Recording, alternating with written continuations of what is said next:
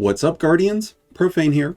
Thanks for checking out the video. At this point, most of you are probably aware that there is a game-breaking glitch that's affecting the Ghosts of the Deep dungeon that allows you to cheese each of the bosses. This gives Guardians a huge advantage for what will likely be a short time frame towards the horrible drop rates for god rolls of the new dungeon weapons, its beautiful sets of armor, and exotic trace rifle, the Navigator. This glitch will undoubtedly be patched within the upcoming days. But while it's still available to take advantage of, I wanted to cover the most efficient way for you to cheese the final boss of this dungeon, so that you can have an easy and fast method at farming for Artifice armor, god rolls of the new legendary dungeon weapons, and the Navigator.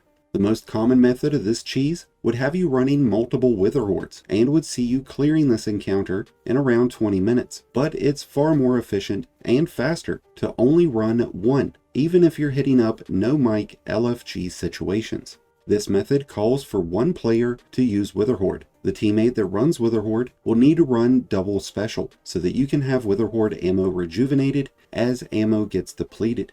This player should also have a grenade launcher or rocket launcher equipped for a quick self-death. Pop the boss with Witherhoard to start, kamikaze with a rocket, get revived by a teammate quickly, and now your Witherhoard blast will continuously deal out damage through the boss's immunity shield. There's no need to spam Witherhoard at this point. Just consecutive shots every 5 to 10 seconds will do. But if at any point you stop seeing damage numbers and are only seeing immune, just kamikaze again with a rocket or grenade, get revived by a teammate, and start the cycle over again. If you do run out of rockets, you can head towards the back ledge of the map to fall off. Otherwise, I would recommend setting yourself up closer to the boss, either on Oryx's head or in front of his chest. The second teammate will need to run the tractor cannon. This is going to apply an 8-second debuff against the boss, providing a significant bonus towards the entire team's damage output. Ammo economy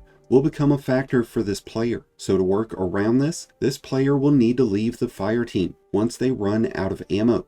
Just back out to orbit, rejoin the team as they're in process, and you should have at least a full magazine to work with once you return. A Void Hunter using 6 Coyote would be an ideal fit for tractor cannon duty. This way you can bounce between the debuff from tractor cannon and the debuff from snare traps. A Tether will also debuff the boss, granting bonus damage for the rest of the team. And for the third position, a Strand Warlock with necrotic grips and Thorn will be needed. The combination of necrotic grips and Thorn will stack poison damage against the boss in the same way the Witherhoard cheese functions, but it actually triggers more ticks of damage at a faster rate. The Thorn is more likely to stop applying poison damage through the boss's shield, but this is typically caused by firing the Thorn too fast. So I would recommend firing 2 quick rounds, then waiting a few seconds before firing again, because you're not applying bullet damage, you're applying poison that's being applied over time, and you just need to keep that going for as long as possible.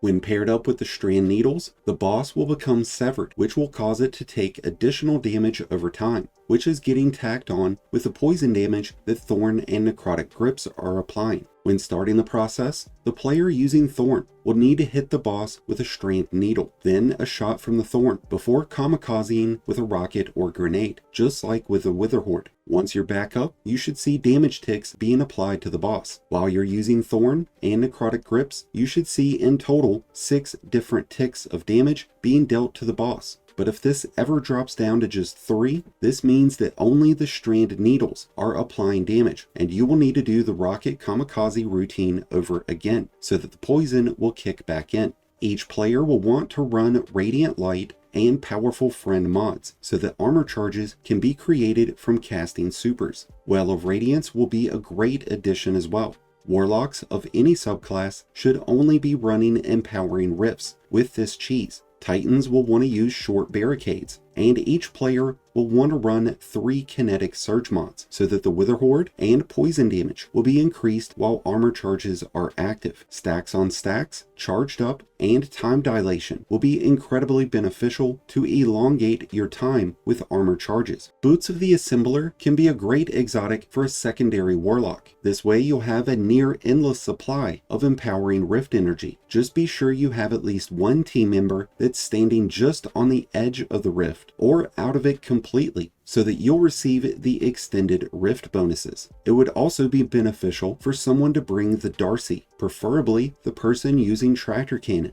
Darcy allows you to see what the boss's health percentage is while you're looking through the scope. This can be extremely helpful if you're playing with limited communication. I've tried a lot of variations of team dynamics with this cheese. With the combination of these components, you'll be able to clear the final boss on Master in under 12 minutes. And I assure you, when you're strapped in for the long haul to get the new exotic trace rifle and get as many drops of Artifice armor as you can, shaving off 8 minutes or more on each run is going to help out big time. And before I bring today's video to an end, once you have defeated the boss, be sure someone runs in and finishes that ghost. Otherwise, the boss is going to pop right back up and crush your soul. Like I said earlier, this cheese will likely get patched in the upcoming days, but I'm honestly surprised that it hasn't already. So while it's still available, I highly recommend you take advantage of this extremely limited and lucrative opportunity, to which I wish you all the best of luck. The armor out of this dungeon is absolutely amazing, and it's well worth getting. I love how it looks on the RGB shader. Absolutely amazing, but it honestly looks good on so many different shaders. The armor's great, the weapons are great. I haven't gotten the exotic yet, but I have heard that it is amazing. So definitely take advantage of this cheese while you have the opportunity.